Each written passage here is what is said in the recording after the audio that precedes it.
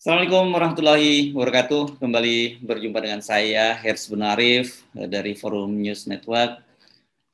Selamat menjalankan ibadah puasa buat Anda semua, dan saya akan kembali mengajak Anda ngobrol dengan manusia merdeka, Bung Said Didu. Assalamualaikum, Bang Said Didu. Waalaikumsalam warahmatullahi wabarakatuh. Orang banyak taunya Anda ini Sekretaris Menteri BUMN. Ya kan, dan nggak tanggung-tanggung ada tiga menteri BUMN yang Anda dampingi, tapi orang tidak banyak tahu kalau NIP Anda, nomor induk pegawai Anda itu, seingat saya waktu ketika munduran diri itu dari BPPT Ristek ya. Jadi betul itu ya, Bang Said dulu ya. Betul. Oke. Jadi berapa lama itu Anda di Ristek BPPT Saya Ristek? 25 tahun. Oke. Jadi ya dong, bagi Anda sendiri bagaimana tiba-tiba mendengar kabar Kemenristek ini kemudian dilebur sebagai orang yang pernah memulai karir di BPPT Ristek dan 25 tahun di sana? Saya bahwa ini adalah mudah-mudahan ini bukan malaikat maut masa depan generasi muda menghadapi persaingan. Mudah-mudahan seperti itu. Dan saya pikir jadi betapa sedihnya saya kepada anak-anak muda ditinggalkan utang ribuan triliun dan dihilangkan alat untuk meningkatkan kemampuan daya saing mereka. Dan terbayang oleh saya orang-orang pinter yang ada di Indonesia tidak ada lagi tempat berkarya, maka mereka akan lari semua ke luar negeri menjadi manusia-manusia yang berguna negara lain. Sampai sekarang pun teman-teman saya itu ribuan berada di berbagai negara untuk bahkan ada di Boeing, di Airbus, kemudian di Brazil, di Jepang, di Amerika banyak, di Turki. Itu orang-orang pintar di Indonesia yang tidak dimanfaatkan oleh orang Indonesia. Apalagi setelah dibubarkannya kantor Kementerian Riset dan Teknologi. Itu sebenarnya pasti dunia melihat apa yang akan terjadi di Indonesia. Perlu saya jelaskan, Mas Hersu, Kementerian Riset dan Teknologi itu didirikan oleh Bung Karno, dan menterinya adalah Sumitro Joyo Hadikusumo, bapaknya Prabowo Subianto. Baru kemudian diganti oleh Pak Harto tahun 74, Pak Habibie tahun 74 sampai 98 setelah Pak Habibie jadi wakil presiden. Dan Kementerian Riset dan Teknologi itu membawahi dulu, mengkoordinir lembaga-lembaga penelitian yang ada, yaitu BPP Teknologi, LIPI, dan lain-lain. Itu di Batan, Bako Surtanal, dan lain-lainnya. Nah, sekarang Kementerian Riset dan Teknologi dihilangkan. Jadi saya ingin mengatakan bahwa betul-betul pemerintah sekarang tidak punya wawasan masa depan seperti apa. Saya berharap sudah diganti, Bang Said itu kan sudah dibentuk BRIN. Beda itu. Apa bedanya? BRIN ini sebenarnya badan itu sangat berbeda dengan badan dengan kementerian.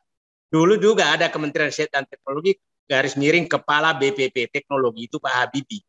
Nah, Kementerian Riset dan Teknologi itu adalah kebijakan riset dan teknologi, eksekusinya oleh BPP Teknologi. Saya ini karyawan BPP Teknologi dan saya betul-betul menikmati bagaimana bergaul dengan orang-orang yang rata-rata IP-nya mendekati 4,0. Tiap hari kita berdiskusi untuk memajukan bangsa. Anda, Pak Serus, harus tahu MRT itu rancangan BPP Teknologi. Kereta api cepat itu tim BPP Teknologi. Kemudian pesawat terbang, kereta, agrobromo, macam-macam itu adalah, kemudian kapal pelni, berbagai kapal perang itu rancangan riset dan teknologi.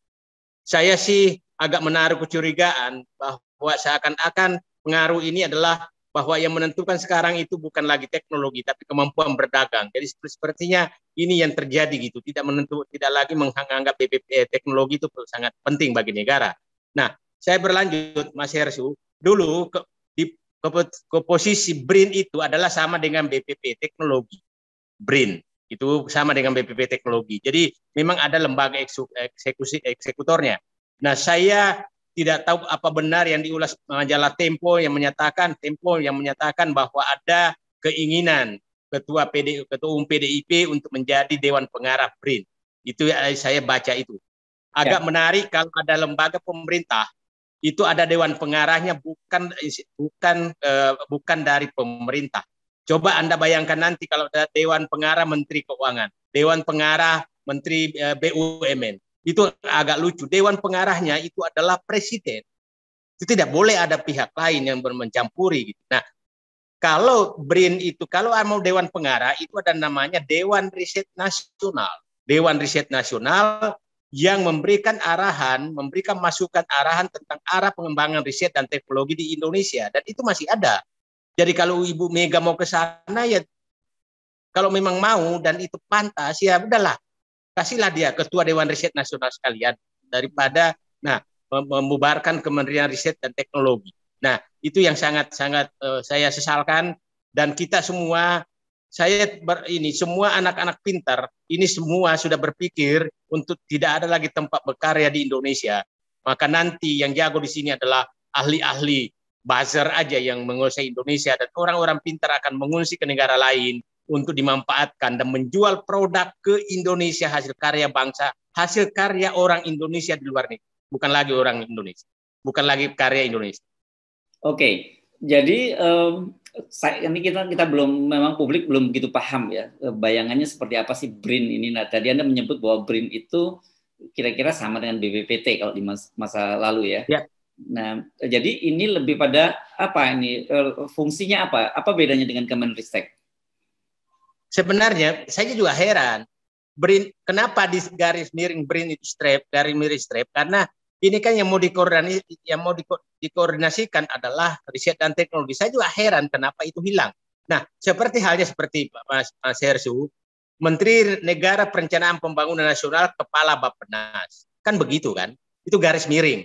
Nah, Menteri Riset dan Teknologi garis miring Ketua BRIN. Itu benar, itu nggak salah gitu.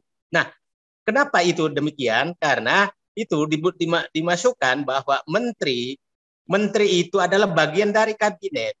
Kalau kepala BRIN bukan bagian dari kabinet, maka kalau ada sidang di kabinet, maka itu tahu bahwa riset dan teknologi harus dibawa kemana oleh menteri.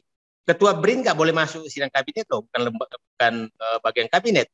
Nah, di negara-negara yang besar, yang maju, itu riset dan teknologi menteri utama. Kalau di Jepang tuh, itu digabungkan antara MIT namanya, Minister in Industrial Trade and Technology. Itu disatukan. Ini ditarik ke bawah ke Mendikbud. Mendikbud riset dan teknologi itu nggak menarik. Nah, masih ingat dulu Pak Jokowi di periode pertama kan menggabungkan antara riset dikti dengan Menristek. Itu kan benar itu bahwa penelitian. Tapi sekarang diamputasi diktinya, dikembalikan, malah risteknya dihapuskan. Jadi saya biasanya orang-orang riset dan teknologi itu banyak pendiam, tapi sebenarnya mereka galau. Ya, izinkan saya menyuarakan, saya ini adalah besutan daripada Kementerian Riset dan Teknologi selama 25 tahun. Ya, kalau kita dengar penjelasan dari Menristek Bambang Sumantri Brojonegoro, kan memang konsep awalnya seperti itu, bahwa BRIN itu akan langsung di bawah Kemenristek begitu. Tetapi kan belakangan kemudian Perpresnya tidak segera ditandatangani, dan kemudian malah yang terjadi muncul peleburan Kemenristek. Itu kan sebenarnya konsep awalnya seperti itu, Bang Said. Konsep awalnya dan logikanya seperti itu. Logikanya seperti itu. Jadi yang saya heran tuh, kenapa sih orang-orang ini benci riset dan teknologi? Orang seperti apa yang benci riset dan teknologi? Kenapa mesti, coba bayangkan, BKPM menjadi menteri. Padahal yang menangani ini banyak sekali yang menangani itu. Banyak sekali menteri-menteri yang kementerian menurut saya tidak terlalu penting, bukan Kementerian Riset dan Teknologi. Nah, jadi saya melihat ini lebih politis, dan ternyata kalau benar berita Tempo, ternyata presiden juga nggak punya apa-apa kalau sudah dapat perintah. Kita tunggu apabila BRIN betul dikatakan dijadikan lembaga pseudo pemerintah. Lembaga yang ada dewan pengarahnya di luar pemerintahan itu adalah lembaga pseudo pemerintah. Lembaga pseudo pemerintah itu adalah lembaga yang sebenarnya tidak punya kewenangan apa-apa, nah, tapi bisa sangat berkuasa. Apakah mau disamakan dengan BPIP? Ya, itu saya heran sekali. Oke, sejauh ini catatan Anda tentang riset di Indonesia itu seperti apa? Karena banyak sekali kritik dari berbagai kalangan juga melihat bahwa Indonesia memang tidak menempatkan para peneliti-peneliti itu dengan apa posisi yang layak, bahkan juga dengan imbalan yang cukup layak. Gitu. Jadi saya kasih contoh Mas Heru. Mas Heru, teman saya kalau doktor itu pulang ke Indonesia gajinya mungkin sekarang 8 juta. Kalau dia tinggal di negara asalnya, itu gajinya 100 juta. Kalau berhenti di Brunei atau Singapura, itu minimal 70 juta. Jadi kalau dia pulang ke Indonesia dengan gaji 7 juta, 8 juta, maka dia akan bunuh diri. Dia tidak bisa menyekolahkan anak-anaknya. Jadi memang mereka ribuan tidak mau kembali. Mas Her paham, saya ini golongan 4E, pangkat tertinggi riset dan teknologi, pensiun 4,2 juta. Itu jadi memang tidak pernah mencukupi, anggarannya juga sangat kecil. Jadi jangan disalahkan, anggarannya sangat kecil, tapi anggaran untuk yang lain-lain itu seakan tidak terbatas. Jadi memang saya pikir puncaknya riset dan teknologi pada saat Pak Habibie, dan kita lihat hasilnya, menghasilkan pesawat terbang, menghasilkan kereta api, menghasilkan kapal, menghasilkan macam-macam. Itu yang dihasilkan oleh riset dan teknologi. Nah, tapi sekarang memang ya diabaikan, malah dimatikan. Dengan dileburnya Kemenristek dan kemudian muncul BRIN yang nanti katanya Dewan Pengawasnya ex officio adalah kepala Dewan Pengarah BPIP ini, Anda memperkirakan akan terjadi banyak sekali brain drain ya, akan terjadi banyak nyelari tenaga-tenaga pinter yang model Habibie itu ke luar negeri? Saya pikir orang-orang eksakta nggak ada tempatnya lagi. Jadi itu mungkin diarahkan semua penelitian politik aja. Jadi penelitian tentang radikal, mengradikalkan orang. Itu menurut saya itu adalah malaikat maut bagi pengembangan industri nasional ke depan. Saya katakan pembubaran Kemenristek Dikti dan idenya menyatukan antara BPIP dengan BRIN adalah malaikat maut industrialisasi Indonesia. Itu saya pikir. Nah, sekarang kita lihat kan ada fakta bahwa Meristeknya dilebur, terus kemudian investasinya yang dinaikkan tingkatnya kepada level menterian gitu. Ini kan kelihatan sekali bahwa pemerintah memang betul-betul sedang sangat serius lebih fokus pada investasi. Tetapi dalam situasi pandemi semacam ini pun saya kira maupun sekuat apapun kan selama ini kan